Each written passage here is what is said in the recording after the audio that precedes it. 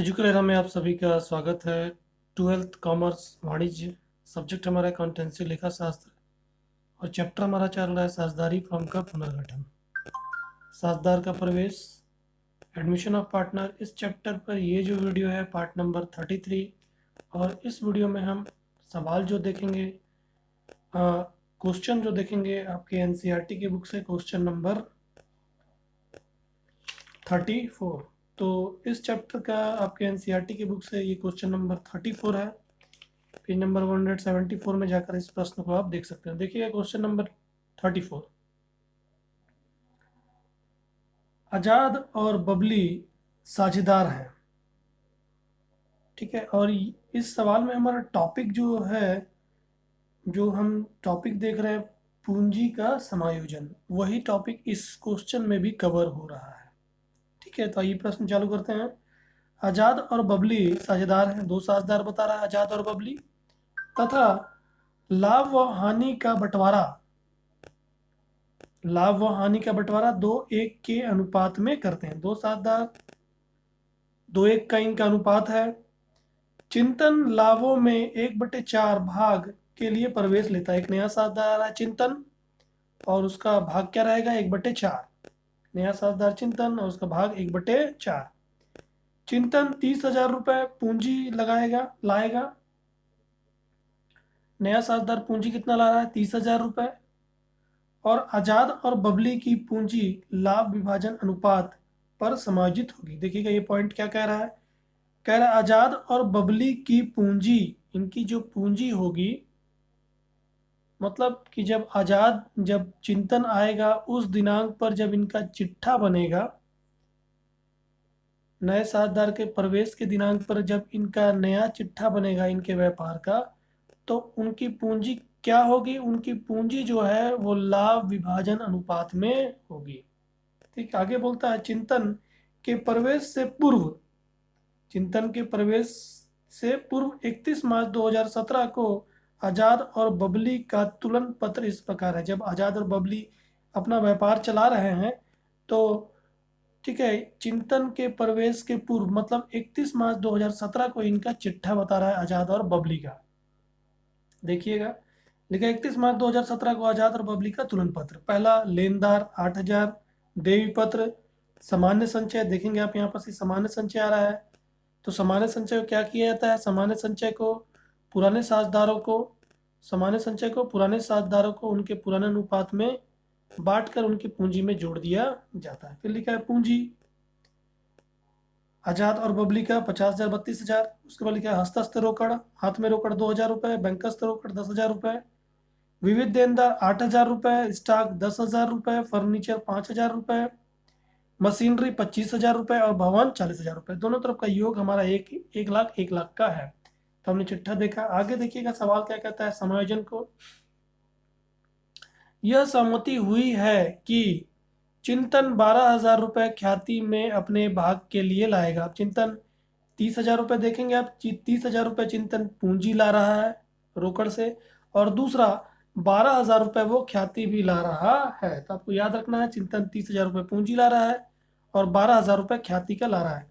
जब वो ख्याति लाएगा तो क्या होगा? ये ख्याति पुराने साझेदारों को उनके त्याग अनुपात में बंटकर पूंजी में जोड़ दी जाएगी, उनके पुराने साझेदारों के पूंजी में जोड़ दी जाएगी उनके त्याग अनुपात में बांटकर।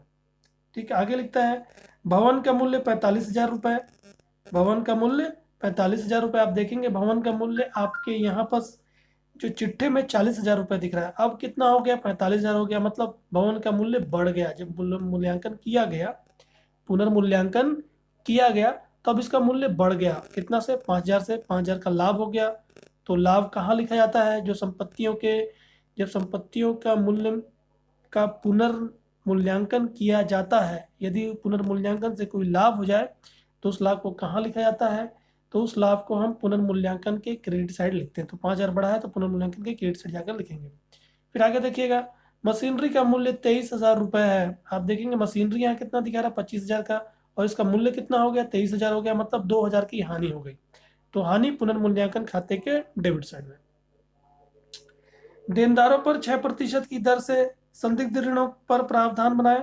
ये हानि है क्योंकि 6% से अब पैसा प्राप्त नहीं होगा देनदारों पर, उसके लिए प्रावधान बनाना है। हानि है पुनर्मूल्यांकन खाते के डेबिट साइड।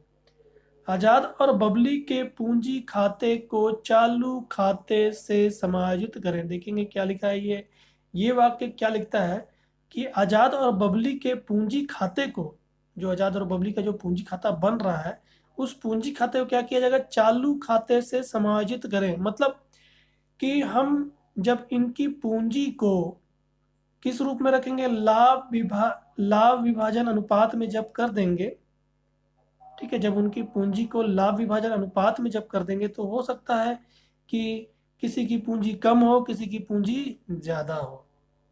ठीक है, तो जब किसी की पूंजी कम होगी तो उनसे पैसा मंगाया जाएगा, ज्यादा है तो उनको राशि वापस कर दिया जाएगा। मगर यहाँ पर क्या बोलता है कि आजाद और बबली के पूंजी खाते को चालू खाते से समायोजित का मतलब कि उनको रोकड़ के रूप में पैसा, रोकड़ के रूप में ना पैसा मंगाकर और हम देकर, उसके जगह पे क्या करना है, चालू खाते में उसको समायोजित करना है। तो हम इसकी प्रविष्टि देखेंगे अभी जब पूंजी खाता बनाएंगे तो।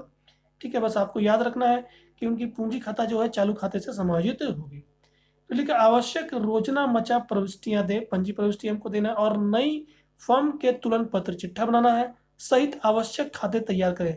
आवश्यक खाते तैयार करने बोल रहा है, चिट्ठा और आवश्यक खाते, तो तुलन पत्र बनाना है, और आवश्यक खाते मतलब कि पुनर्मूल्यांकन खाता, पूंजी खाता, इनको भी बनाना है। तो हमने सवाल पढ़ा, दो साझेदार अनुपात इनका, आप देखेंगे इनका अनुपात 2 और 1 का है। दो साझेदार, इनका अनुपात 2:1 का है। एक नया साझेदार आ रहा है चिंतन, 1/4 भाग के लिए। एक नया साझेदार आ रहा है चिंतन, कितने के लिए, 1/4 भाग के लिए। पूंजी ला रहा है 30,000 रुपए, पूंजी ला रहा है 30,000 रुपये, ख्याति ला रहा है 12,000 रुपये। ख्याति ला रहा है 12,000 रुपये, पूंजी ला रहा है 30,000 रुपये। और अब इनकी पूंजी जो है वो इनके लाभ विभाजन अनुपात में होगी। यहाँ पर आपका चिट्ठा बताया हुआ है, यहाँ ख्याति बताया हुआ है, 12,000 रुपये ख्याति लेकर आएगा, भवन का मूल्य 45,000 हो जाएगा, और मशीनरी का मूल्य 23,000 हो जाएगा। देनदारों पर 6% संदिग्ध ऋण बनाना है, और इनका पूंजी जो है, अगर पूंजी में कोई कमी या बेसी होती तो उसको चालू खाते से समायोजित करना है। तो हमने इस सवाल को पढ़ा, अब आइए हम इसको हल करते हैं। तो कैसे हल करेंगे, आप देखेंगे कि सवाल में आपको क्या क्या बनाने को बोल रहा है। जो जो चीज़ बनाने को बोल रहा है आपको सवाल में, उसका फॉर्मेट पहले खींचेंगे। तो देखेंगे सवाल में क्या क्या बोल रहा है। आपको तो एक तुलन पत्र बनाने बोल रहा है और आवश्यक खाते बनाने बोल रहा है। तुलन पत्र, आवश्यक खाते, तो इस तरह के सवाल में जो साझेदारी का प्रवेश का जो सवाल होता है, नए साझेदार का प्रवेश का जो सवाल होता है, उसमें हम क्या क्या बनाते हैं, पुनर्मूल्यांकन खाता बनाते हैं, पूंजी खाता बनाते हैं, और तुलन पत्र बनाते हैं। तीनों का फॉर्मेट खींच देंगे। ठीक है, ये पुनर्मूल्यांकन खाता है, विवरण राशि, विवरण राशि। ये हमारा साझेदारों का पूंजी खाता है, दिनांक, विवरण, आजाद की राशि, बबली की राशि और चिंतन की राशि, नए साझेदार को लेते हुए पूंजी खाता बनेगा। उसी तरह क्रेडिट साइड, दिनांक, विवरण, आजाद की राशि, बबली की राशि और चिंतन की राशि। और ये हमारा तुलन पत्र है, इसका भी फॉर्मेट खींचेंगे, दायित्व राशि, परिसंपत्तियां राशि। तो हमने तीनों का फॉर्मेट खींच दिया, और आपको क्या बनाने बोल रहा है, और आपको पंजी प्रविष्टि भी करने को बोल रहा है। तो पंजी प्रविष्टि हम इन सवाल जो इनके खाते हैं उनको बनाने के बाद हम क्या करेंगे, पंजी प्रविष्टि करेंगे। मैं पहले आपको इनके खाते बनाने बताऊंगा, फिर जब ये पूरा कंप्लीट हो जाएगा तब उसके बाद हम क्या करेंगे, पंजी प्रविष्टि करेंगे। तो हम आइए इनको हल करते हैं। तो कैसे हल किया जाता है, जब भी आप प्रवेश के सवाल जब भी बनाएंगे तो कैसे हल किया जाएगा, तो आप सवाल को पढ़ते जाएंगे ऊपर से, और उसके बाद उसको जहां जहां लिखना है वहां लिखते जाएंगे। तो देखेंगे क्या लिखा हुआ है। पहले क्या लिखा हुआ है, लिखा हुआ आजाद और बबली साझेदार हैं, और इनका अनुपात क्या है, 2:1 का है। तो इसका इस्तेमाल कहाँ पर करेंगे, इनका इस्तेमाल हम जब नया अनुपात निकालेंगे तब करेंगे। अभी हम और आगे पढ़ते हैं, लिखा है 2:1 के अनुपात में करते हैं, चिंतन लाभों में 1/4 भाग के लिए प्रवेश लेता है। तो जैसे ही आपने इसको पढ़ा कि चिंतन लाभों में 1/4 भाग के लिए प्रवेश लेता है, तो इससे क्या किया जाएगा, इससे आप नया अनुपात निकालेंगे और त्याग अनुपात निकालेंगे। तो आइए हम इसका कैलकुलेशन कर लेते हैं। ये कैलकुलेशन है, कैलकुलेशन करते हैं नया अनुपात और त्याग अनुपात का। तो देखेंगे कैलकुलेशन, वर्किंग नोट मैंने इधर किया, इधर खाता बनाया पूरा, और उसके बाद मैंने इधर वर्किंग नोट किया है। तो पहला क्या निकालना है आपको, त्याग, नया अनुपात निकालते हैं, नया अनुपात।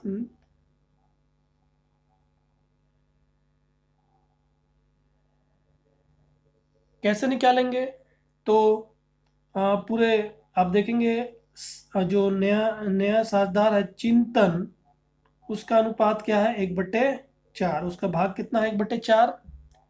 और पूरे फर्म का यदि भाग देखें, फर्म का भाग पूरा, कुल भाग उसका देखें तो कितना होगा, 1 होगा, पूरा 1 होगा। 1 में से 1/4, ठीक है, शेष भाग हम निकालते हैं कि 1 में से जब 1/4 दे देंगे, जब नया साझेदार को दे दिया जाएगा तो शेष भाग कितना बचेगा बाकी के साझेदारों के लिए। तो 1 में से 1/4 दे दिया जाएगा नया साझेदार को, तो बाकी का भाग बचेगा 3/4। ठीक है, कहने का अर्थ है कि ये एक है, मान लीजिए कि व्यापार का लाभ ये है पूरा एक, उसके 4 भाग किए गए, 4 बराबर भाग किए गए, उसमें से एक भाग किसको चला गया, चिंतन को चला गया। तो बाकी का 3 भाग बचा, ये किसके लिए बचा है, पुराने साझेदारों के लिए बचा हुआ है। अब इसको क्या करेंगे, वो लोग अपने पुराने अनुपात में बांट लेंगे, तो 3/4 बचा हुआ उनके लिए। अब इसको बांटेंगे तो उनका नया अनुपात बन जाएगा। तो पहले निकालते हैं हम किसके लिए नया अनुपात, तो पहला साझेदार है आजाद, आजाद के लिए नया अनुपात, आजाद का नया अनुपात।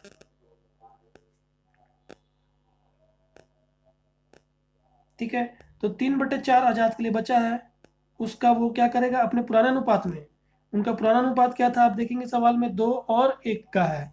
तो 3/4 को वो 2/3, मतलब 2/3 आजाद का है और 1/3 बबली का है। तो 3/4 का 2/3 आजाद ले जाएगा, तो 3 दूनी 6 और 4 तिहाई 12, ये इसका नया अनुपात आता है। उसी तरह बबली के लिए नया अनुपात, तो बबली का आप देखेंगे, बबली का नया अनुपात, बबली का नया अनुपात तो 3/4, बबली इन दोनों के लिए बचा हुआ था 3/4, ये 3/4 इन दोनों के लिए बचा हुआ है। इस 3/4 का 2/3 तो ले गया आजाद। अब इसका 1/3 जो शेष बचा हुआ है, 2 और 3, 2 और 1 3 होता है, ठीक है।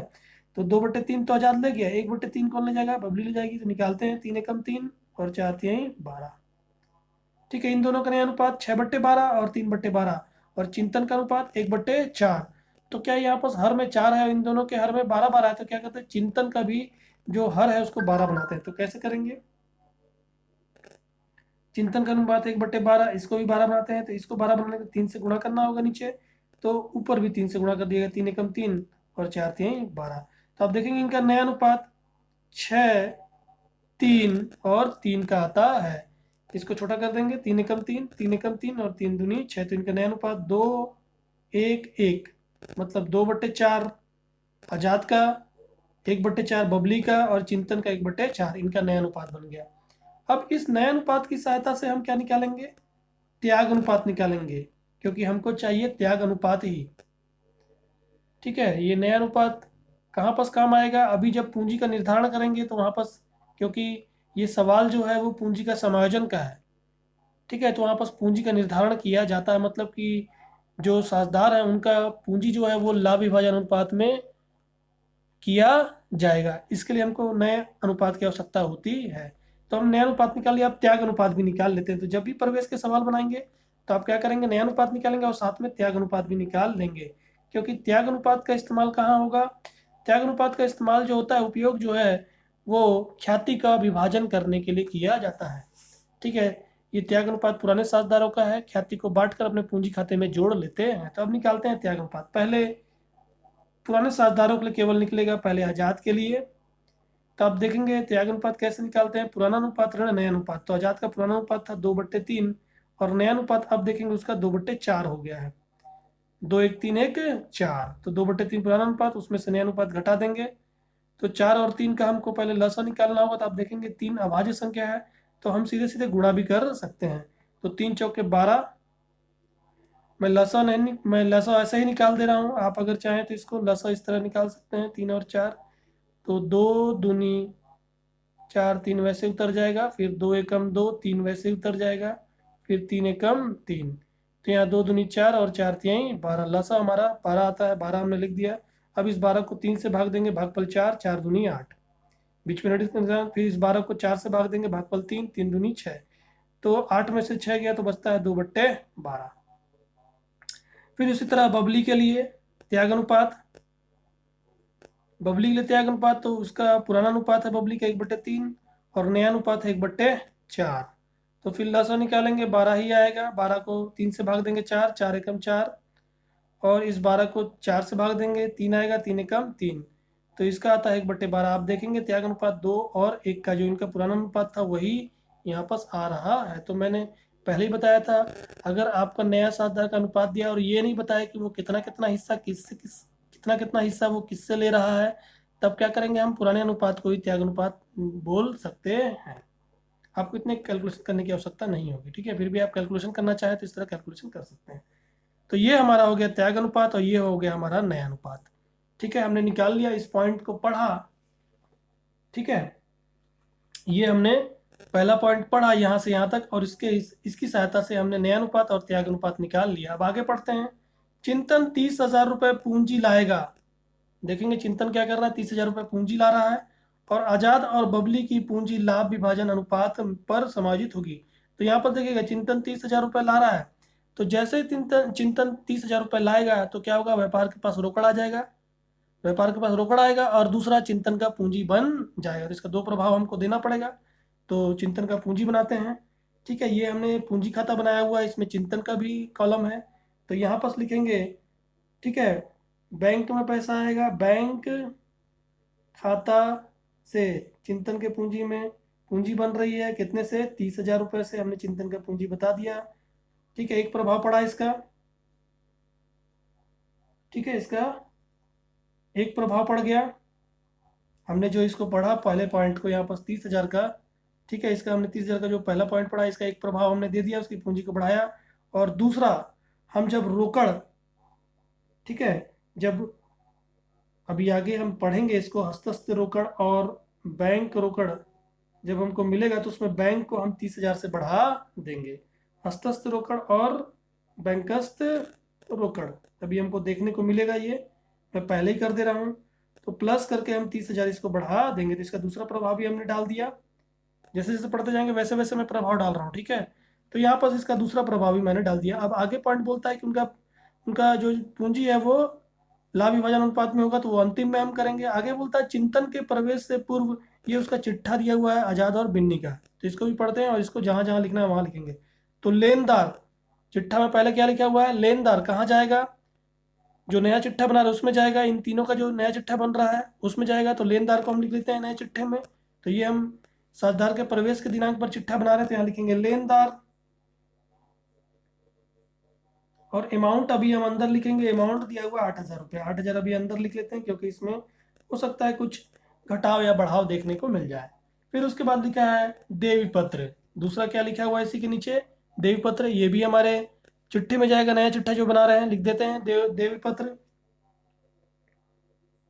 देवी पत्र अमाउंट कितना है इसका, राशि है इसका 4,000 रुपये, 4,000 लिख देते हैं अभी अंदर। फिर आगे बोलता है सामान्य संचय, ठीक है। अभी हम चिट्ठे का केवल एक एक जगह ही प्रभाव डालेंगे, चिट्ठे का एक जगह ही प्रभाव पड़ता है, ठीक है। सामान्य संचय, सामान्य संचय क्या किया जाएगा, सामान्य संचय का मैंने बताया है कि जब भी आपको कोई संचय या लाभ या हानि या कोई कोष अगर चिट्ठे में दिखा रहा है तो उसको क्या किया जाता है, उसको पुराने साझेदार पुराने अनुपात में बांट कर अपने पूंजी में जोड़ लेते हैं। तो ये संचय, ठीक है, दायित्व है, क्योंकि लाभ से बनता है, लाभ से कुछ पैसा बचा के दायित्व के रूप में इसको लिख दिया जाता है। तो लाभ से बना है, किनके लाभ से, मालिक के लाभ से बना है। तो आज जब इसको समाप्त किया जाएगा तो जो इसके जो मालिक हैं आजाद और बिन्नी जो इसको बनाए थे, उन्हीं के पूंजी खाते में उनके पुराने अनुपात में जोड़ दिया जाएगा। तो यहाँ से समाप्त हो जाएगा, हट जाएगा, मतलब नए चिट्ठे में अब ये नहीं दिखाएंगे, इसको समाप्त करेंगे। ये क्रेडिट होकर चालू है, दायित्व पक्ष में लिखा मतलब क्रेडिट होकर चालू है, तो इसको डेबिट किया जाएगा और पुराने साझेदारों के पूंजी खाते को क्रेडिट किया जाएगा, ठीक। तो इसका भी एक ही जगह प्रभाव पड़ेगा क्योंकि चिट्ठा में है ये, ठीक ना। तो अब हम क्या करेंगे, ये पुराने साझेदारों का जो चिट्ठा है, जो ये पूंजी खाता है, इसमें इसको जोड़ दिया जाएगा। तो लिखेंगे संचय, ठीक। अब अमाउंट कितना कितना लिखा जाएगा वो हमको कैलकुलेशन करना पड़ेगा, क्योंकि यहाँ पर अमाउंट इसका 6,000 दिया हुआ है, ठीक है। तो इसका हमको बांटना क्यों, विभाजन करना पड़ेगा, पहले डिस्ट्रीब्यूट करना पड़ेगा, उसका कैलकुलेशन करना पड़ेगा। तो देखिएगा इसका डिस्ट्रीब्यूशन का, विभाजन का, इसका कैलकुलेशन देखिएगा। तो वर्किंग नोट नंबर 3, संचय का विभाजन, बंटवारा कर रहे हैं पुराने साझेदारों में उनके नए पुराने अनुपात में। तो है आजाद पहला साझेदार, संचय है 6,000 रुपये का।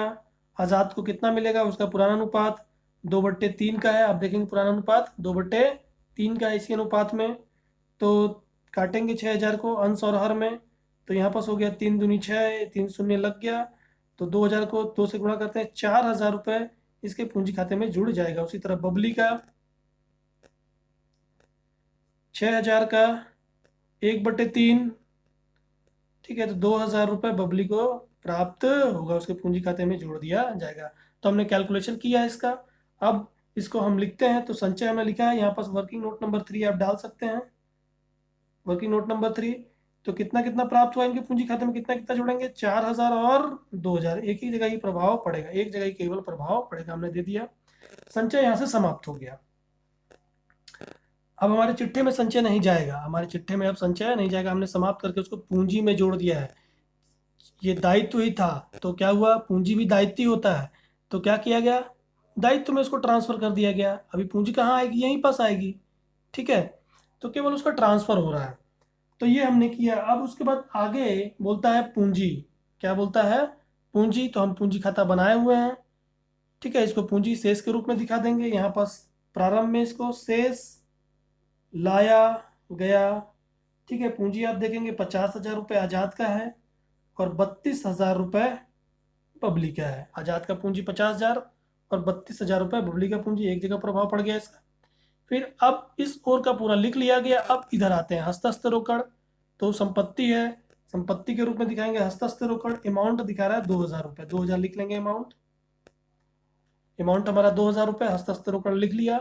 फिर उसके बाद लिखा है बैंकस्थ रोकड़ 10,000 रुपये, इसको भी लिख लेते हैं, संपत्ति है, संपत्ति पक्ष में बैंकस्थ रोकड़ 10,000 रुपये हम लिख लेंगे यहाँ पास। देखिए इसी के साथ प्लस करते हुए 30,000 जो आया था यहाँ पास, ठीक ना। फिर आगे बोलता है कि विविध देनदार, संपत्ति है, संपत्ति पक्ष में लिख लेंगे विविध,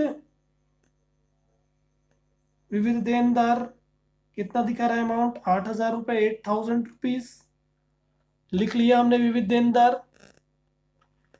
फिर आगे बोलता है स्टॉक, स्टॉक भी लिख लेते हैं 10,000, 10,000 रुपये से स्टॉक अंदर लिखेंगे अभी सब 10,000 रुपये, क्योंकि इसमें समायोजन हो सकता है, समायोजन करने को हमको दे दे। 10,000 रुपये हमने लिख दिया। फिर उसके बाद आगे बोलता है फर्नीचर, फर्नीचर को भी लिखते हैं 5,000, 5,000 रुपये फर्नीचर, 5,000 रुपीज, 5,000 रुपये अंदर लिखेंगे अभी। फिर उसके बाद देता है मशीनरी, ठीक है, मशीनरी 25,000, 25,000 रुपये मशीनरी यहाँ लिख लेते हैं 25, 25,000 रुपये, 25,000। फिर उसके बाद लिखा है भवन, बिल्डिंग, ठीक है, बिल्डिंग लिखा हुआ है 40,000, 40,000 रुपये बिल्डिंग, भवन को भी लिख लेते हैं भवन 40,000 रुपये, अंदर ही लिखेंगे अभी सबको, मैंने सबको अंदर लिखा है, ठीक है। हमने अब सबका एक एक जगह प्रभाव दे दिया, जो भी हमारा, जो हमारा चिट्ठे में था उसका हमको एक एक जगह प्रभाव डालना होता है, सभी का हमने एक एक जगह पे लिख दिया। अब चलेंगे एडजस्टमेंट में, समायोजन में चलेंगे। और अब यहाँ पर जो एडजस्टमेंट हमारा समायोजन, उसका टू इफेक्ट डालना होगा, दो दो जगह इसका प्रभाव डालना पड़ेगा। जहां भी इसका प्रभाव पड़ेगा दो जगह पर, दो खातों में प्रभाव पड़ेगा। तो देखिएगा पहला क्या लिखा है कि चिंतन 12,000 रुपये ख्याति में अपने भाग के लिए लाएगा, मतलब गुडविल वो ला रहा है। चिंतन क्या कर रहा है, गुडविल ला रहा है, ठीक है, ऑन कैश रोकड़ में ला रहा है, कितना, 12,000 रुपीज, 12,000 रुपये वो गुडविल ला रहा है। तो जैसे ही गुडविल लाएगा 12,000 रुपये ख्याति लाएगा, तो क्या होगा, रोकड़ बढ़ जाएगा, भाई पैसा आया, 12,000 रुपये से पैसा आया तो रोकड़ बढ़ गया, मतलब बैंक से ही हम इसको दिखाएंगे 12,000 रुपये हमारा बैंक बढ़ जाएगा, बढ़ गया। एक प्रभाव तो इसका पड़ गया 12,000 रुपये, 12,000 रुपीज। अब दूसरा प्रभाव क्या करें, तो आपको ख्याति के लिए याद रखना है कि जब भी नया साझेदार ख्याति लाता है तो ख्याति क्या होती है, बट जाती है, किसको बढ़ती है, पुराने साझेदारों को बढ़ जाती है और बट कर उनकी पूंजी में जुड़ जाती है, ठीक है, उनके पूंजी में जोड़ दी जाती है। तो पूंजी हमेशा क्रेडिट होकर बनता है, कैसे जुड़ेगा, क्रेडिट साइड में जाकर जुड़ेगा। डेबिट होकर समाप्त होता है, डेबिट साइड मतलब दिएगा समाप्त, माइनस होने लगेगा, ठीक है, क्योंकि जोड़ना है तो क्रेडिट साइड में हमको लिखना है, क्योंकि पूंजी दायित्व है और दायित्व हमेशा क्रेडिट होकर बनता है, ठीक। तो यहाँ पास हम क्या करेंगे, एक तो प्रभाव हमने डाल दिया ख्याति का, अब दूसरा प्रभाव डालेंगे, देखिएगा यहाँ लिखेंगे ख्याति का प्रतिफल, ख्याति का प्रतिफल, ठीक है। तो अब कितना, 12,000 रुपये, तो कितना कितना अमाउंट लिखेंगे ख्याति का प्रतिफल के रूप में, क्योंकि इन दोनों में जोड़ना है। तो कितना कितना अमाउंट लिखे ये हमको पता नहीं, तो इसके लिए हमको कैलकुलेशन करना पड़ेगा। तो कैलकुलेशन करते हैं। चौथा देखिएगा आप कैलकुलेशन, ख्याति का विभाजन, बंटवारा। अब कैसे बंटवारा होगा? पुराने साझेदारों को केवल बटेगा, और किस अनुपात में बटेगा? उनके त्याग अनुपात में बटेगा। ठीक है, संचय का विभाजन हमने किस में किया था? उनके पुराने अनुपात में किया था, पुराने साझेदार को। मगर ख्याति का विभाजन जो है वो त्याग अनुपात में किया था, इसलिए त्याग अनुपात निकालते हैं क्योंकि ख्याति का विभाजन करना है। ठीक है, तब बांटते हैं। पहला आजाद के लिए, पुराना साझेदार आजाद है, तो ख्याति कितना लाया नया साझेदार? 12,000 रुपये लाया। 12,000 का कितना प्राप्त होगा इसको? त्याग अनुपात 2/3। आप देखेंगे 2 और यहाँ पर त्याग अनुपात हमने निकाला था अभी यहाँ पर, तो 2 और 1 3 होता है, 2/3 इसका, 1/3 इसका, तो 12,000 का 2/3 आजाद को प्राप्त होगा। तो निकालते हैं, तो काटेंगे 3 चौके 12, 3 का टेबल 4 टाइम्स पढ़ेंगे, 12 आ जाएगा। 1 2 3 3 0 इसी तरह का लिख देंगे। 4,000 रुपीज 2 से मल्टीप्लाई करेंगे, 8,000 रुपये आजाद का होता है ख्याति में। फिर उसी तरह बबली के लिए, गुडविल में उसका पोर्शन निकाल रहे हैं। ठीक है, कि कितना भाग बबली का है? 12,000 का 1/3, त्याग अनुपात उसका 1/3 है। तो वैसे ही 4,000 रुपीज काटेंगे, 4,000 रुपये होगा। 3 चौके 12, 3 शून्य वैसे उतर गया, 1 से गुणा करेंगे, 4,000 रुपये बबली का होता है। इन दोनों के पूंजी खाते को इतने इतने से बढ़ा दिया जाएगा। तो हम बढ़ाते हैं। एक प्रभाव तो हमने डाल दिया ख्याति का यहाँ पास, दूसरा प्रभाव यहाँ पास हम लिखेंगे। तो 8,000 से आजाद की पूंजी बढ़ जाएगी और 4,000 से बबली की पूंजी बढ़ जाएगी, तो ख्याति का भी निपटारा हो जाएगा। ठीक है, इसका प्रभाव अगर आप समझना चाहें, क्योंकि हम डबल इफेक्ट कर रहे हैं, तो क्या होता है कि आप देखेंगे संपत्ति 12,000 से बढ़ गई।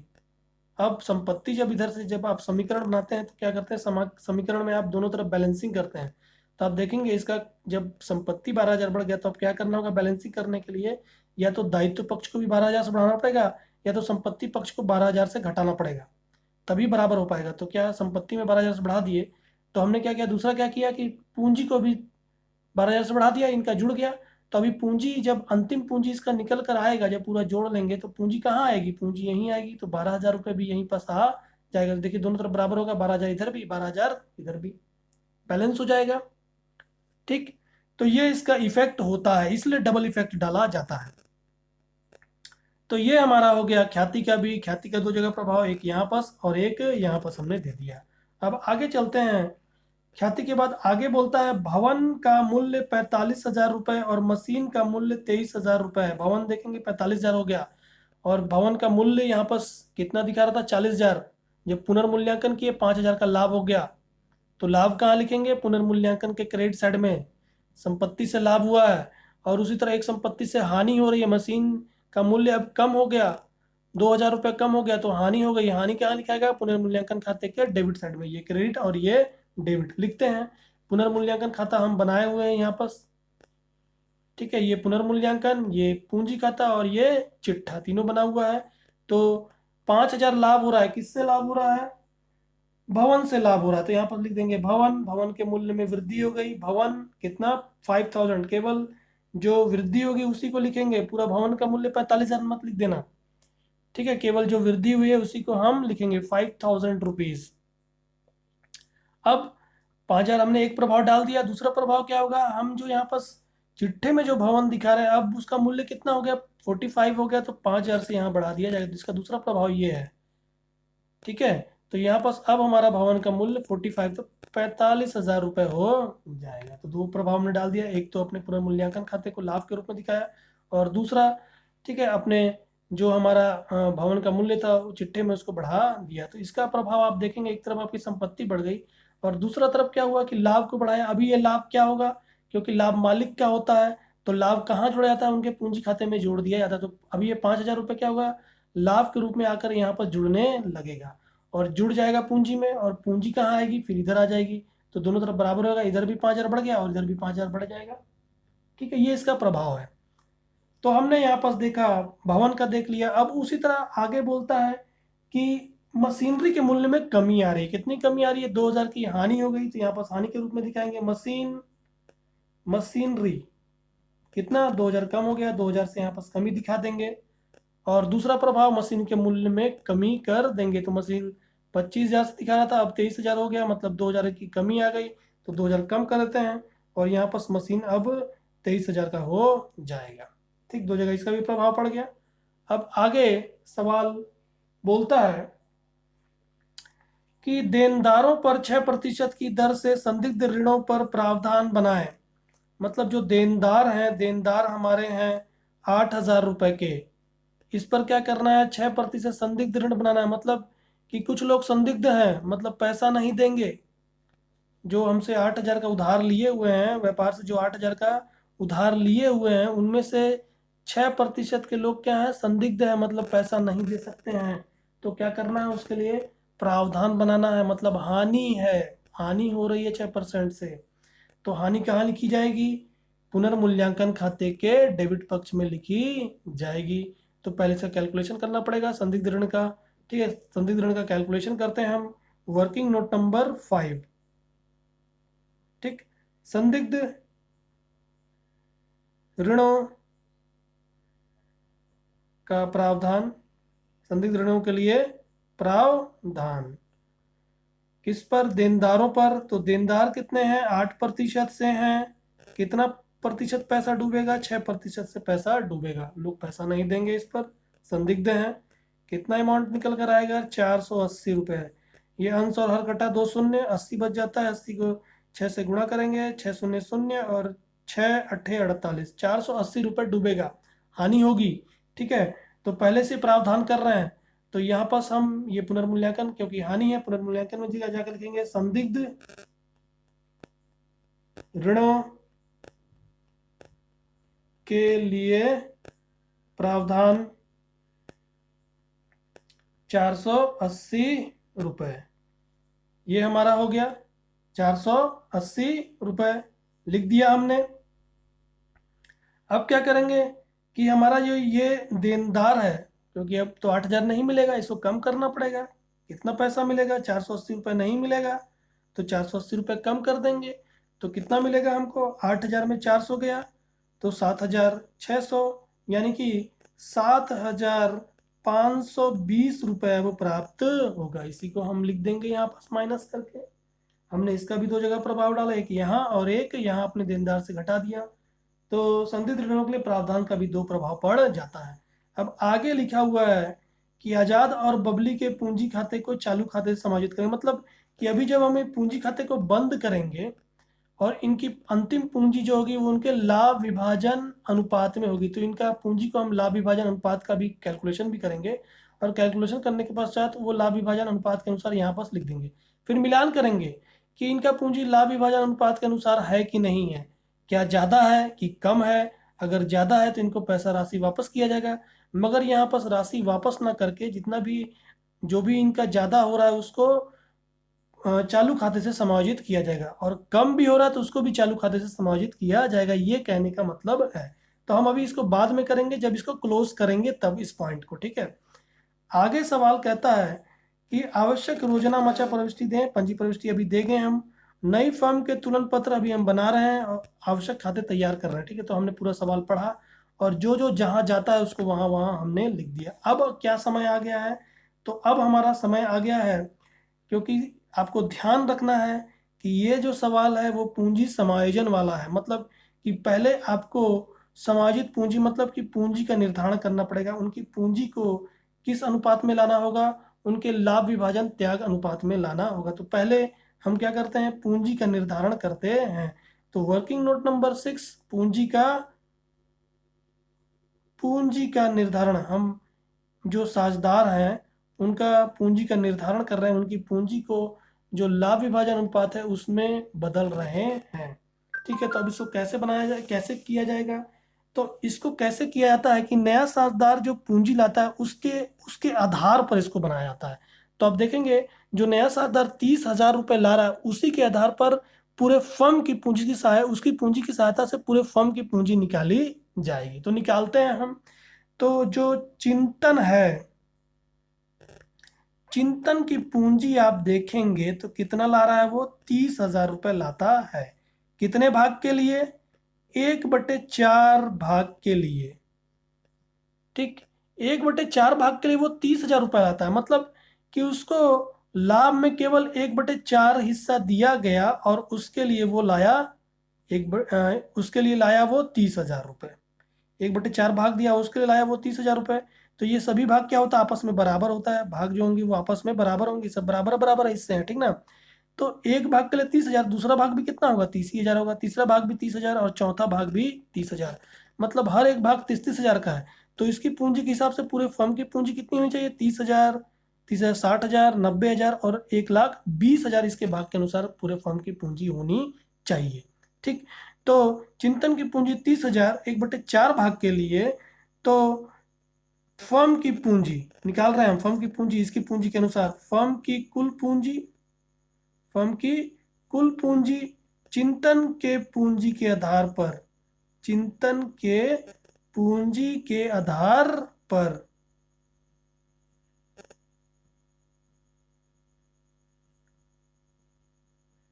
तो 30,000 रुपये चिंतन की पूंजी है और 1/4 भाग के लिए है। तो पूरा बनाने के लिए हमको क्या करना होगा, 4/1 उल्टा कर देना होगा इस अनुपात को। ठीक है, क्योंकि 1/4 के लिए 30,000 है, तो पूरा बनाने के क्या करना होगा, इस 30,000 को 4 से गुणा करना होगा। 30,000 को 4 से गुणा करना होगा तो निकल कर आएगा 1,20,000 रुपये। ये पूरे फर्म की पूंजी आ गई। ठीक है, चिंतन की पूंजी के अनुसार। अब इसी की सहायता से हम इनका पूंजी निर्धारण कर लेंगे। तो पहले आजाद के लिए उसका पूंजी निर्धारण कर रहे हैं, उनके पूंजी लाभ विभाजन अनुपात में 1,20,000 पूरे फर्म की पूंजी होती है और आजाद का नया अनुपात आपने निकाला है 2:1:1, इसी के अनुपात में यहाँ पास होगा। तो 2/4, इसलिए मैंने यहाँ पर आपको बताया था कि नया अनुपात आपको पूंजी निर्धारण का निकालना होगा। ठीक है, तो नया अनुपात निकाला था, त्याग अनुपात हमने ख्याति के बंटवारे के लिए निकाला था। ठीक है, तो अब हम ये नए अनुपात के अनुसार इनकी पूंजी को बदल रहे हैं। तो यहाँ पास इसका होता है 30,000, 4×3=12, कट गया 4 शून्य 1 2 3 4 शून्य ऐसे उतर जाएगा।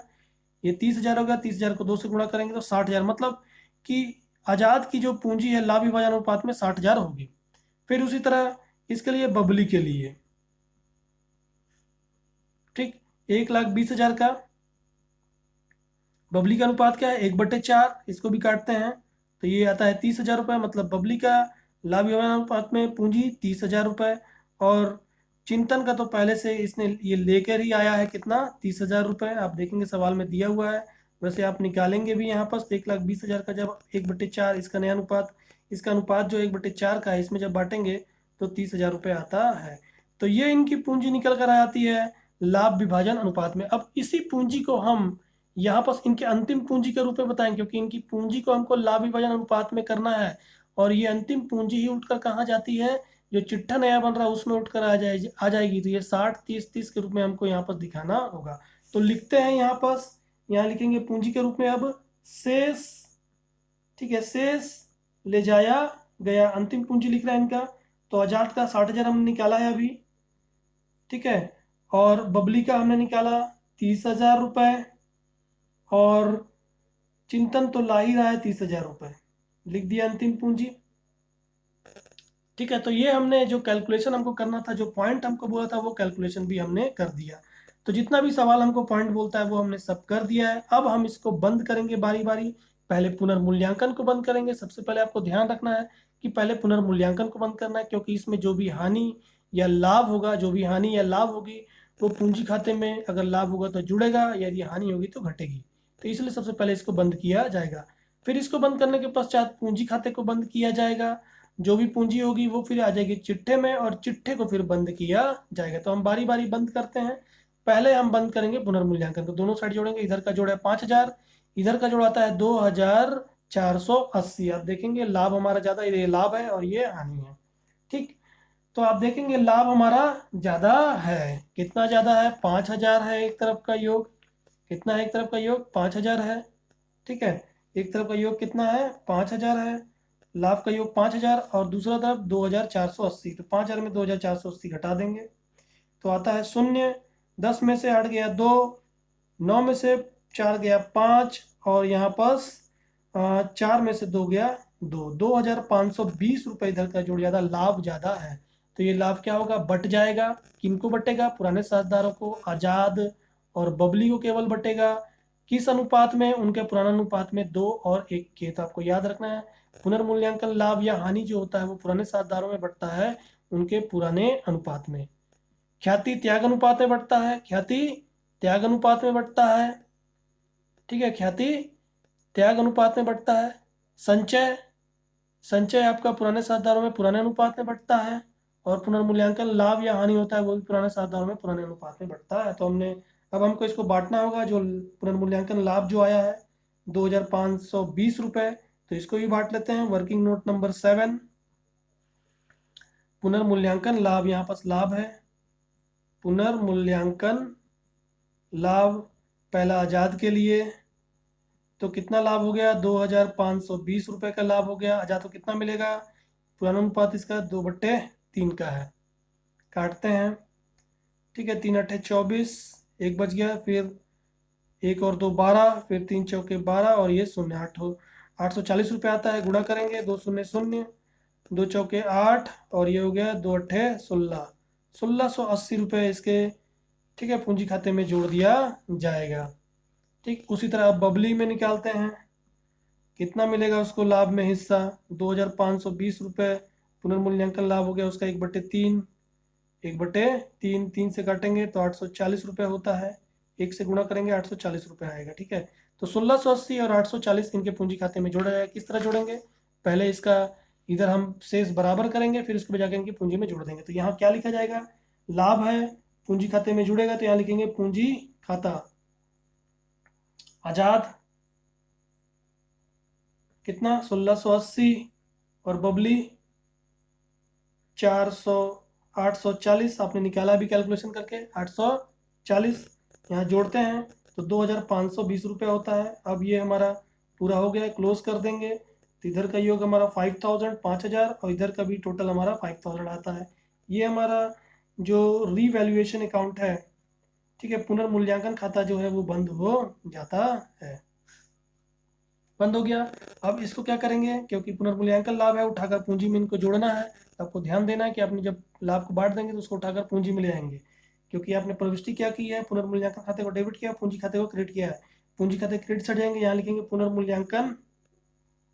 पुनर्मूल्यांकन लाभ या पुनर्मूल्यांकन खाता। ठीक है, तो कितना कितना अमाउंट 1680, 1680 और 840 रुपये हो जाता है। तो ये हमने पुनर्मूल्यांकन खाता को उठाकर जो लाभ था उसको भी उठाकर जोड़ दिया, ये क्लोज हो गया। अब इसके क्लोज करने की बारी, अब इसको क्लोज करेंगे। ठीक है, अब हमारा इसका क्लोज करने का बारी है। तो इसको कैसे क्लोज किया जाएगा, ठीक है, तो इसको कैसे क्लोज करेंगे, हम दोनों तरफ का योग करेंगे और इधर का योग तो पहले से दिया हुआ है, देखेंगे 60,000 के बराबर है कि नहीं है, ठीक ना।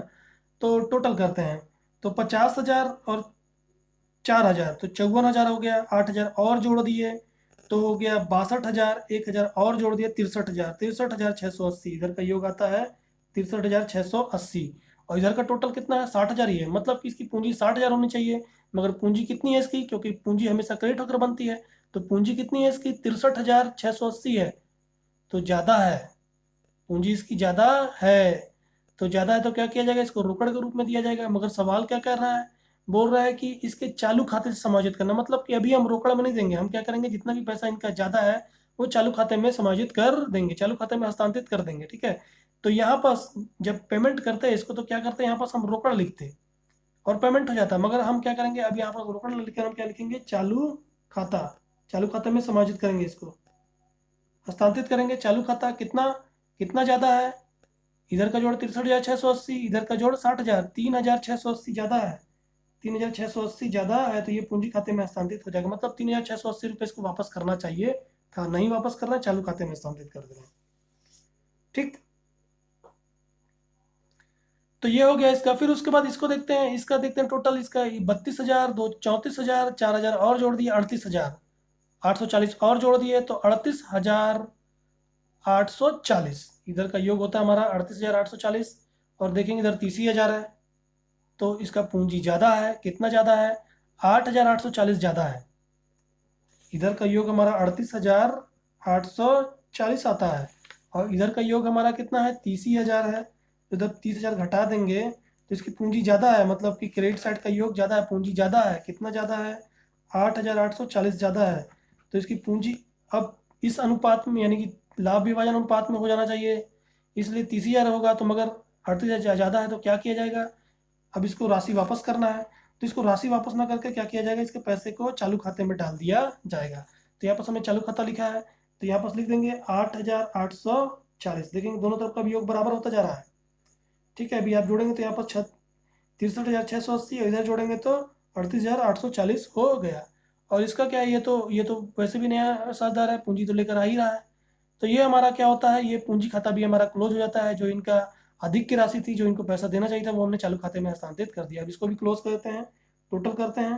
तो इधर का 63,680 आ गया। उसके बाद 38,38,840 और ये हो गया 30,000। उसी तरह इधर का भी योग आ जाएगा पूरा। तो 63,680, 38,840 और ये 30,000 क्लोज हो गया। अब इसको क्लोज करते के साथ आपको ध्यान रखना है कि इनकी पूंजी, जो अंतिम पूंजी, इसको कहाँ लिखा जाएगा, पूंजी खाते में लिखा जाएगा। तो अब क्या है कि यहाँ पर आप एक चीज नया किए हैं कि इसको चालू खाते में हस्तांतरित करें। ये भी दायित्व बनाएगा।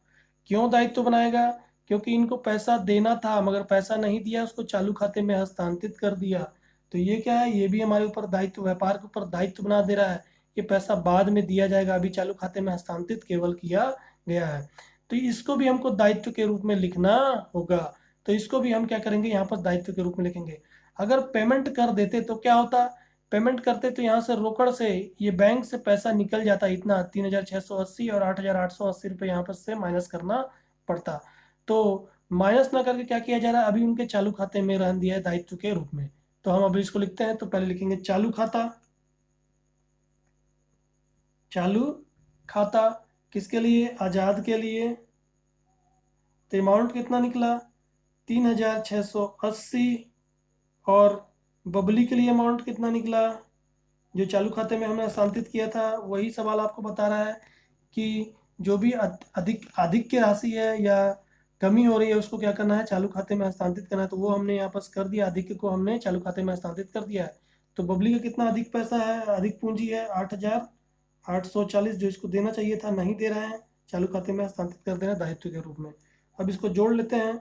शून्य, 8 4 12 की 2, एक हारसिल, 14 15 की 5, एक हारसिल 11 और ये 12,520 रुपये हो जाता है। हमने योग कर दिया।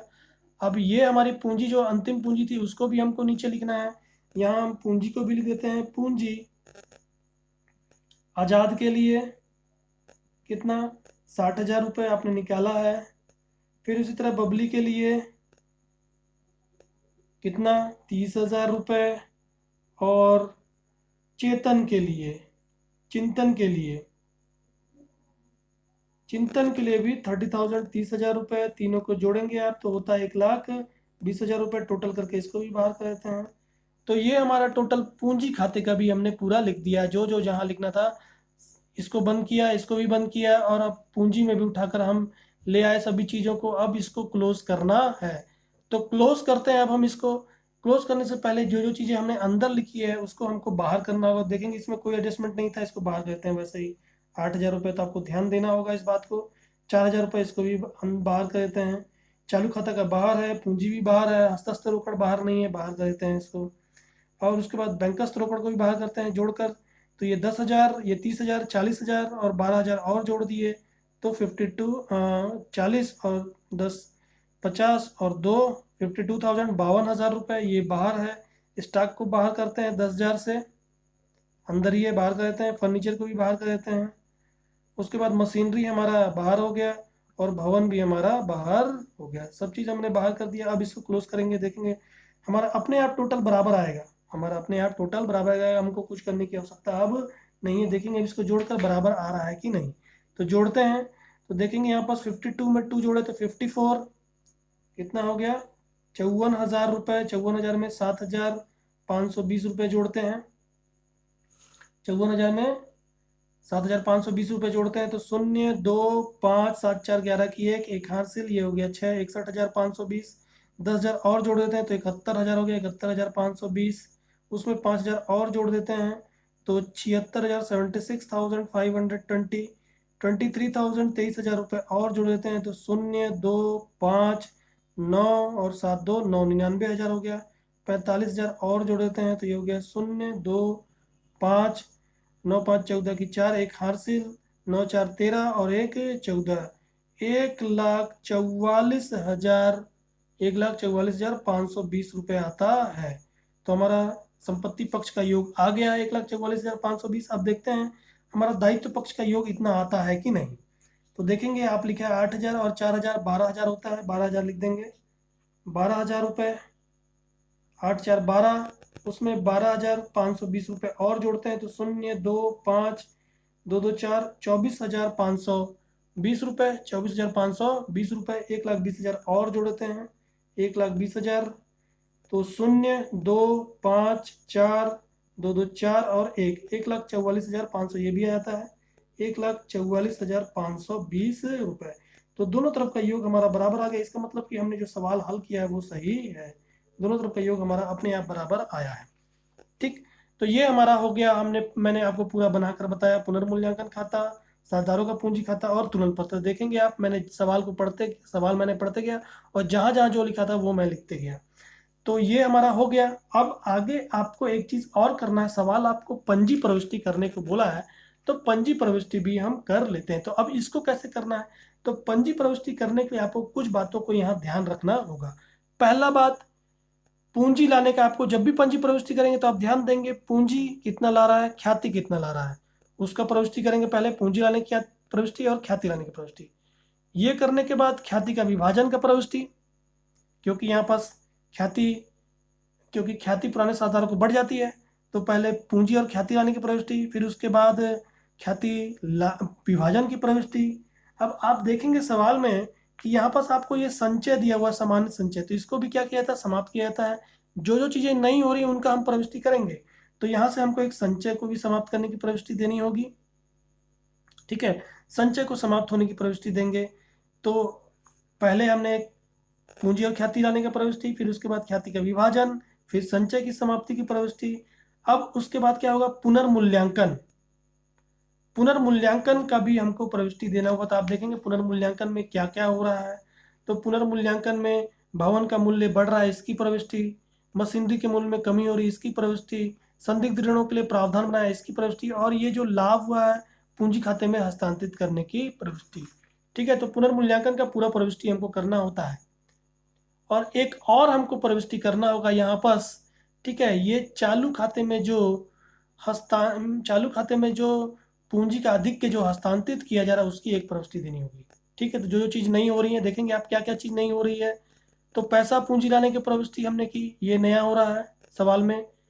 और पूंजी लाने का प्रविष्टि, और उसके बाद ये ख्याति लाने की प्रविष्टि, रोकड़ में जो लाया उसका, पहले तो इसका प्रविष्टि, फिर उसके बाद जो ख्याति का विभाजन उसका प्रविष्टि, संचय का विभाजन का प्रविष्टि, फिर पुनर्मूल्यांकन की प्रविष्टि, और उसके बाद ये चालू खाते में जो अधिक को प्रविष्टि हस्तांतरित किया उसकी प्रविष्टि। तो आइए अब हम प्रविष्टि करते हैं। तो पहले मैंने क्या बताया आपको, पूंजी और ख्याति लाने की प्रविष्टि आपको करनी ही होगी।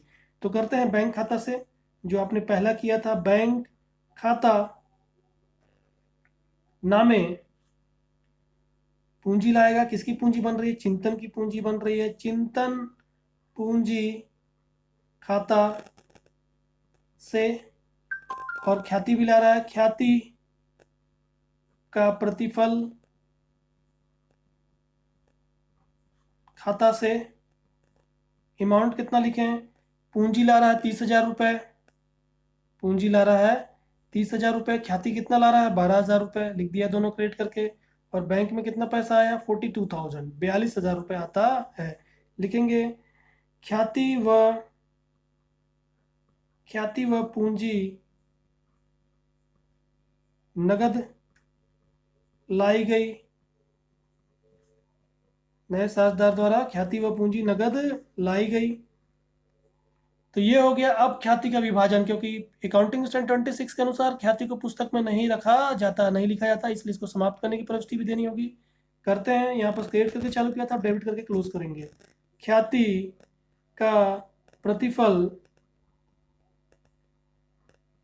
खाता नामे और पुराने साझेदारों में बढ़ जाएगा त्यागानुपात में। ठीक है, तो कौन है पुराना सरदार? आजाद है। आजाद पूंजी खाता से, और बबली का भी, बबली पूंजी खाता से। उनके त्याग अनुपात में, त्याग अनुपात हमने निकाला है, वर्किंग नोट में आप जाके देख सकते हैं। वर्किंग नोट नंबर 4 में जाकर आप देख सकते हैं त्याग अनुपात में हमने क्या किया है, ख्याति का विभाजन किया है। ठीक है, यहाँ पास 8,000 और 4,000, 8,000 और 4,000 वर्किंग नोट नंबर 4 में ख्याति का विभाजन हमने किया है। तो यहाँ पास आजाद की पूंजी में 8,000 जुड़ेगा, और हमारा बबली की पूंजी में 4,000 रुपये जुड़ जाएगा। ख्याति जो 12,000 से ओपन हुआ था, जो खुला था, उसको बंद कर दिया। यहाँ लिखेंगे ख्याति का विभाजन, ख्याति का विभाजन। तो आप देखेंगे पूंजी और ख्याति रहने का प्रविष्टि हमने, और ख्याति का विभाजन जो इसका होता है वो हमने कर दिया। अब अगला पॉइंट क्या होगा? अगला पॉइंट संचय को आपको ध्यान रखना, क्योंकि आपको इनके चिट्ठे में संचय भी दिया हुआ है। तो संचय को आपको समाप्त करना है। तो संचय क्रेडिट होकर चालू है, क्योंकि दायित्व है, दायित्व हमेशा क्रेडिट होकर चालू रहता है। तो अब इसको डेबिट करके क्लोज किया जाएगा। तो यहाँ लिखेंगे संचय, ठीक है, खाता नामे क्लोज कर रहे हैं, क्रेडिट था, डेबिट करके क्लोज किए। और ये क्या होगा, ये पुराने साझेदारों के पूंजी खाते में हस्तांतरित हो जाएगा, बढ़ जाएगा। तो पुराने साझेदारों का पूंजी खाता को क्रेडिट करना होगा। किस अनुपात में बटेगा? उनके पुराने अनुपात में बटेगा। तो यहाँ लिखेंगे आजाद पूंजी खाता से और बबली पूंजी खाता से। अमाउंट कितना कितना लिखेंगे? आपने वर्किंग नोट में निकाला है, वर्किंग नोट नंबर 3 में 4,000 और 2,000 लिख देंगे, उनकी पूंजी में जुड़ जाएगी। तो ये हमारा हो गया 4,000 आजाद की पूंजी में जुड़ेगी, और 2,000 रुपये बबली की पूंजी में जुड़ेगी। 6,000 से हमारा संचय बंद हो जाएगा। यहाँ लिखेंगे संचय का विभाजन, संचय का विभाजन या संचय को पूंजी खाते में हस्तांतरित किया गया। तो ये संचय का भी प्रविष्टि हो जाता है। फिर उसके बाद अब क्या करना होगा? अब हमको पुनर्मूल्यांकन में चलना होगा। तो पुनर्मूल्यांकन में हम चलेंगे, पुनर्मूल्यांकन में जो जो चीजें हो रही हैं उसका देखेंगे। तो आप देखेंगे भवन पुनर्मूल्यांकन खाता क्रेडिट है और भवन डेबिट है। संपत्ति हमेशा डेबिट होकर बनती है, ये बन रहा है। ये संपत्ति समाप्त हो रही है, संपत्ति हमेशा क्रेडिट होकर समाप्त होती है। मशीन को क्रेडिट करेंगे, पुनर्मूल्यांकन खाते को डेबिट किया जाएगा। उसी तरह एक संदिग्ध ऋण, ये भी हानि है, ये भी समाप्त हो रही है। देनदार हमारा 480 रुपये से कम हो रहा है, तो देनदार को क्रेडिट, यानी संदिग्ध ऋणों के लिए प्रावधान को क्रेडिट किया जाएगा और पुनर्मूल्यांकन खाते को डेबिट किया जाएगा। ठीक है, तो इसी खाते के अनुसार हमको प्रविष्टि करना होगा। पुनर्मूल्यांकन खाते क्रेडिट है, मतलब पुनर्मूल्यांकन खाता क्रेडिट है, भवन खाता डेबिट है। ये पुनर्मूल्यांकन खाते का डेबिट साइड लिखा है, मतलब कि पुनर्मूल्यांकन डेबिट है और मशीनरी क्रेडिट है। इसलिए मैं आपको क्या करता हूँ कि पंजी प्रविष्टि जो वो बाद में बताता हूँ, क्योंकि आप जब खाता बना लेते हैं तो हमको पंजी प्रविष्टि करना आसान हो जाता है। ठीक है, तो हम अब इस पुनर्मूल्यांकन वाली प्रविष्टि करेंगे। तो पहले इस मशीन वाला प्रविष्टि करते हैं। पुनर्मूल्यांकन खाते का डेबिट साइड है, मतलब पुनर्मूल्यांकन खाता डेबिट है और मशीन खाता क्रेडिट है। उसी तरह ये भी संपत्ति का ही है, तो इन दोनों को एक साथ हम प्रविष्टि कर सकते हैं। संपत्ति के मूल्य में कमी हो रही है, एक साथ हम प्रविष्टि कर सकते हैं। पुनर्मूल्यांकन को डेबिट करेंगे और इन दोनों को क्रेडिट कर दिया जाएगा। तो करते हैं इसको। पुनर्मूल्यांकन खाता नामे, पुनर्मूल्यांकन खाता नामे और मशीनरी खाता। संपत्ति हमेशा डेबिट होकर बनती है, क्रेडिट होकर समाप्त हो जाती है। यहाँ पास क्रेडिट करेंगे तो इतने से इसका मूल्य कम हो जाएगा, समाप्त हो रहा है। ठीक है, मशीन खाता से, और देनदार को भी समाप्त कर रहे हैं संदिग्ध ऋण बोलकर। तो संदिग्ध ऋणों, दोनों ही संपत्तियां हैं, इसलिए हम एक साथ प्रविष्टि कर देना, दोनों के मूल्य में कमी हो रही है। संदिग्ध ऋणों के लिए प्रावधान खाता से। अमाउंट कितना कितना लिखेंगे? अमाउंट आप देखेंगे यहाँ दिया हुआ है 2,000, मशीनरी का मूल्य 2,000 से कम हो रहा है, क्रेडिट कर दिए। और देनदारों पर 480 रुपये से प्रावधान बन रहा है, दोनों मिलाकर 2,480 रुपये होता है। यहाँ लिखेंगे मशीन के मूल्य में, मशीन के मूल्य में कमी, मशीन के मूल्य में कमी एवं संदिग्ध ऋणों के लिए प्रावधान बनाया गया।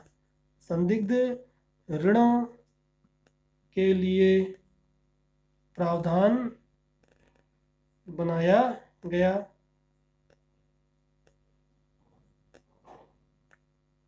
तो ये हो गया हमारा पुनर्मूल्यांकन का पहला, इसका हमने कर दिया। अब उसी तरह इसको आप अंतिम में करेंगे। ठीक है, अभी पहले भवन का कर लेते हैं, पहले इधर वाले में ऊपर वाले करते हैं, पूंजी वाले को सबसे अंतिम में करते हैं, फिर अब भवन का कर लेते हैं। इधर का पूरा हो गया, भवन का करते हैं। देखेंगे पुनर्मूल्यांकन खाते क्रेडिट साइड है, मतलब पुनर्मूल्यांकन क्रेडिट है और भवन डेबिट है। संपत्ति यहाँ पास बढ़ रही है 5,000 से, संपत्ति हमेशा डेबिट होकर बनती है, तो लिखेंगे भवन खाता नामे, भवन खाता नामे और पुनर्मूल्यांकन, पुनर्मूल्यांकन खाता से अमाउंट कितना है, 5,000 रुपये। अमाउंट कितना है, 5,000 रुपये, और 5,000 रुपये लिखेंगे भवन के मूल्य में वृद्धि, भवन के मूल्य में वृद्धि। तो ये हमारा हो गया, भवन का भी हो गया। आगे हमको अब इस पूंजी का जो लाभ हुआ था उसको बंटवारे का प्रविष्टि करना होगा, पुनर्मूल्यांकन का ही है। तो देखेंगे पुनर्मूल्यांकन खाते के डेबिट साइड लिखा है, मतलब पुनर्मूल्यांकन डेबिट है और पूंजी क्रेडिट है। पूंजी क्रेडिट होकर बनती है, लाभ में जाकर जुड़ रहा है, मतलब बढ़ रही है पूंजी। पूंजी क्रेडिट होकर बनती है, डेबिट होकर समाप्त, तो बढ़ रही है, तो पूंजी को क्रेडिट कर किया जाएगा। तो लिखेंगे, प्रविष्टि करेंगे पुनर्मूल्यांकन खाता नामे, पुनर्मूल्यांकन खाता नामे और आजाद पूंजी खाता से, और बबली, पुराने साझेदारों को ही केवल जो पुनर्मूल्यांकन लाभ होता है पुराने साझेदारों को ही मिलता है, उनके पुराने अनुपात में। बबली पूंजी खाता से अमाउंट कितना कितना आपने निकाला है, 1680, 1680 और 840 दोनों का योग होता है 2,520। यहाँ लिखेंगे पुनर्मूल्यांकन, पुनर्मूल्यांकन लाभ पूंजी खाते में हस्तांतरित, पूंजी खाता में हस्तांतरित कर रहे हैं, पूंजी खाता में हस्तांतरित दे दिया गया। तो ये हमारा हो जाता है यहाँ तक इनका। ठीक है, पुनर्मूल्यांकन तक तो हमने यहाँ पर देखा, ख्याति का विभाजन का देखा, ख्याति लाने का, ख्याति और पूंजी लाने की प्रवृत्ति, ख्याति का विभाजन, संचय का हमने देख लिया, पुनर्मूल्यांकन का भी पूरा प्रवृत्ति, जो जो नई चीजें हुई थी वो हमने पूरा कर दिया। अब एक और प्रवृत्ति बची है और वो है ये चालू खाता वाला। ठीक है, इसका भी हमको प्रविष्टि करना होगा, तो इसका भी हम प्रविष्टि कर लेते हैं। ठीक है, अंतिम ये प्रविष्टि है आपकी। तो अंतिम प्रविष्टि देखिएगा, पंजी प्रविष्टि का जो चालू खाता में हस्तांतरित करने की जो अधिक राशि इनकी थी चालू खाते में हस्तांतरित की जाएगी, इनको रोकड़ के रूप में देकर उनको चालू खाते में हस्तांतरित कर दिया गया। तो दिनांक, विवरण, खाता पृष्ठ क्रमांक, राशि विकलन, राशि समाकलन, राशि विकलन, राशि समाकलन, डेबिट और क्रेडिट, और यहाँ पर हो गया विवरण, ये हो गया हमारा दिनांक। अंतिम प्रविष्टि ये चालू खाते वाला। तो आप देखेंगे पूंजी खाते के डेबिट साइड है, मतलब पूंजी खाता डेबिट है और चालू खाता क्रेडिट है। चालू खाते को हम क्रेडिट कर रहे हैं, मतलब कि दायित्व बन रहा है, पैसा देना है। ठीक है, तो प्रविष्टि करते हैं पूंजी खाता, किसका किसका पूंजी खाता, आजाद और बबली का। ठीक है, इन दोनों की पूंजी अधिक हो रही थी, इन दोनों की पूंजी अधिक हो रही थी, तो पैसा ना देकर इनके चालू खाते में हस्तांतरित कर दिया। प्रविष्टि करते हैं, इन दोनों का चालू खाता क्रेडिट किया जाएगा और इन दोनों का पूंजी खाता डेबिट किया जाएगा। तो करते हैं, ठीक ना। देखिएगा, आजाद का पूंजी खाता डेबिट करेंगे, पूंजी खाता समाप्त कर रहे हैं, आजाद पूंजी खाता नामे, मतलब पूंजी से हटाकर चालू खाते में हस्तांतरित कर दे रहे हैं। ठीक ना, क्योंकि इनकी पूंजी को अब इसके अनुपात में रखना है, इसलिए यहाँ पर हमको हटाना पड़ेगा। तो आजाद पूंजी खाता और उसी तरह बबली पूंजी खाता नामे, और इनका जो चालू खाता है वो अब आजाद चालू खाता से और बबली चालू खाता से। अमाउंट लिख देंगे, ये क्रेडिट है, क्रेडिट में जाएंगे, यहाँ पर इनके चालू खाता में हस्तांतरित हो रहा है। ठीक है, कितना कितना अमाउंट, 3,680, और ये हो गया 8,840।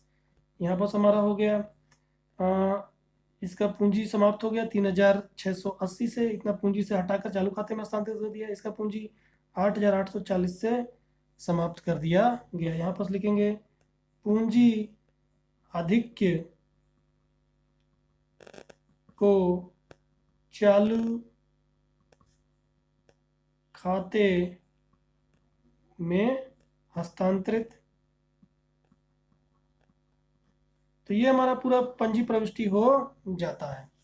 ठीक, तो आप चाहें तो एक खाता और खोल सकते हैं, क्योंकि यहाँ पर चालू खाता खुल गया, सवाल हमको नहीं बोल रहा है। चालू खाता अगर खोलना चाहे तो चालू खाता खोल सकते हैं। मैं आपको चालू खाता खोल के बताता हूँ। एक अंतिम में रफ में आप चाहें तो इसको चालू खाता ओपन कर सकते हैं।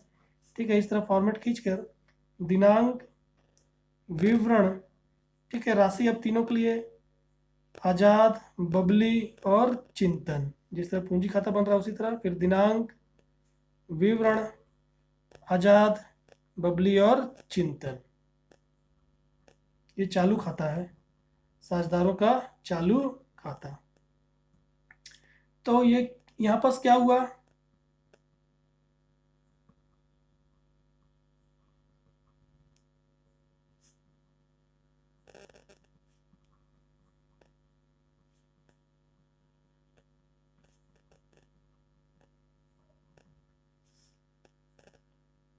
तो यहाँ पर क्या हुआ आप देखेंगे, पूंजी खाते को डेबिट किया और चालू खाते को क्रेडिट किया। तो ये चालू खाता हमने खोला, चालू खाते क्रेडिट साइड जाएंगे, यहाँ लिखेंगे पूंजी खाता को अमाउंट जो है 3680 और 8840, तो इनका चालू खाता खुल गया। ठीक है, अब इसका शेष बताते हैं। इसी दिनांक पर यहाँ पर शेष ले जाया गया 3680 और 8840, ये क्लोज जाएगा। 3680, 8840, इसका कुछ भी नहीं है। उसी तरह 3680 और 8840, ये इनका क्रेडिट शेष बता रहा है, मतलब पैसा इनको देना है, चालू खाते में हस्तांतरित कर दिया गया है। और इसी अंतिम जो चालू खाता का अंतिम शेष जो है, इसको उठाकर हम चिट्ठे में ले आएंगे, जो हम यहाँ पास लेकर आए हैं। तो इस तरह आप चालू खाता भी एक ओपन कर सकते हैं। सवाल में अगर चालू खाता आप ओपन करना चाहें तो चालू खाता भी ओपन कर सकते हैं। तो मैंने आपको पूरा इस जो क्वेश्चन था उसका मैंने आपको पूरा बनाकर बताया। पुनर्मूल्यांकन खाता, उसके बाद पूंजी खाता, तुलन पत्र भी हमने बनाया, ठीक है, कैलकुलेशन भी हमने पूरा किया, और पंजी प्रविष्टि भी मैंने पूरा कर कर आपको बताया। जो इसकी पंजी प्रविष्टि हमने पूरा यहाँ पर पंजी प्रविष्टि को देखा। तो आशा करता हूँ कि ये जो क्वेश्चन का सॉल्यूशन है, जो प्रश्न का हल है, वो आपको समझ आया होगा।